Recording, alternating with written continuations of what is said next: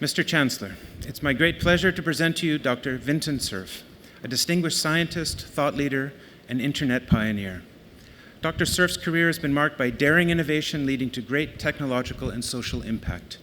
As the co-inventor of the architecture and basic protocols of the internet, he's widely regarded as one of the fathers of the internet. In 1973, Dr. Cerf began work on the communication methods that would become the internet. In his position in the US agency DARPA, he identified, supported, and nurtured many of the key components that now make up our computer-based society. When the commercial implications of the internet were emerging, he moved to the telecom giant MCI. There, he was instrumental in the development of the first commercial email system connected to the internet. In 1994, he co-founded the Internet Society to provide leadership in internet-related standards and education. Dr. Cerf has served on many American and international boards and committees that focus on internet access protocols and security, and for the past decade has served as Vice President and Chief Internet Evangelist of Google. For this and related work, Dr. Cerf has received many of the highest recognitions in science and technology. These include the US National Medal of Technology, the Japan Prize, the US Presidential Medal of Freedom, which is the highest civilian award given by the United States to its citizens, and the Alan Turing Award, often referred to as the Nobel Prize of Computer Science. The conferral and acceptance of an honorary doctorate is a reflection of shared values of the most profound nature. As one of the world's most influential innovation leaders of the past century, Vinton Cerf is an inspiring role model to all of us here at McGill. His association with McGill makes us very, very proud. Mr. Chancellor, I present to you Vinton Cerf so that you may confer upon him the degree of Doctor of Science, honoris causa.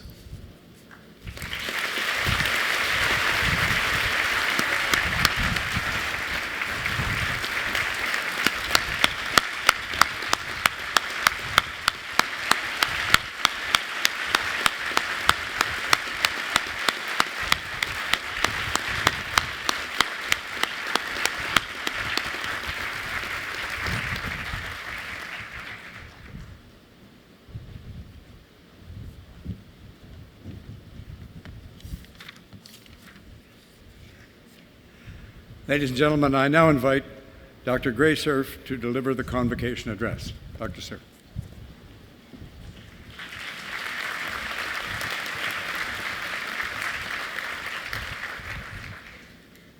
Good morning. I always worry when people clap before you've said anything. I think the proper thing is to sit down. It won't get any better than that.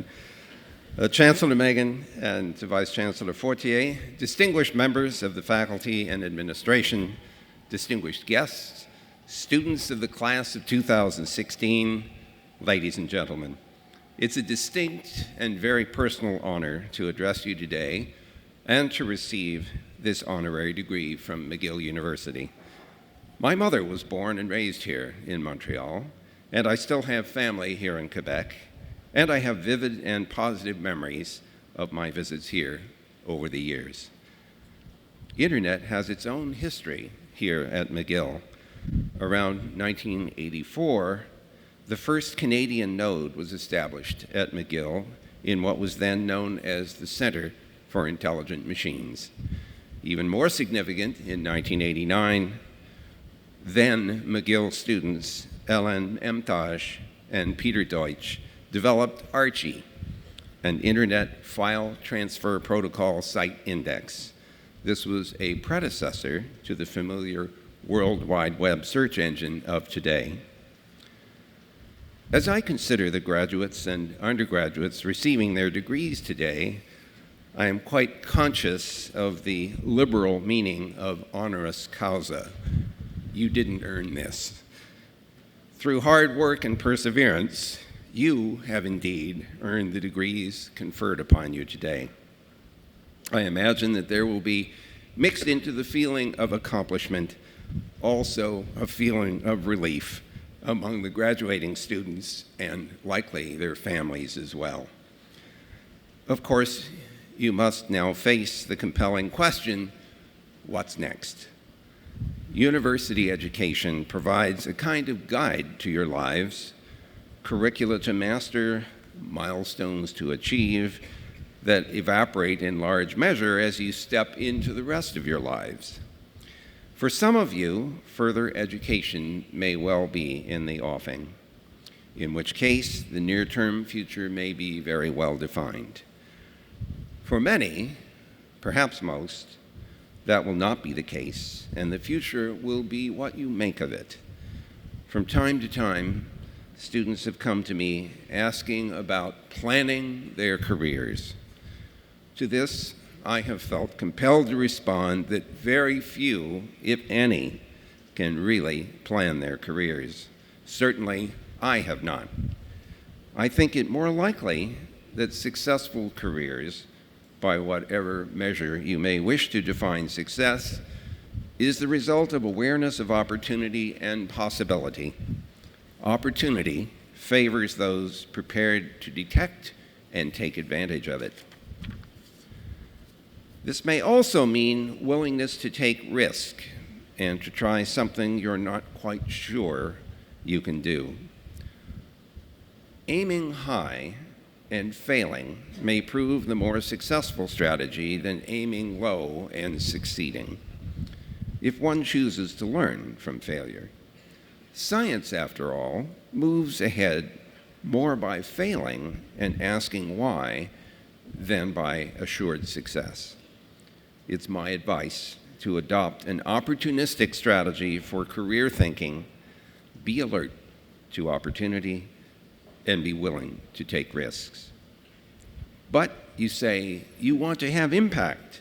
You want to affect the world in some way. Well and good, I say, but how to do that? Setting out to change the world may not be the best motivation or tactic.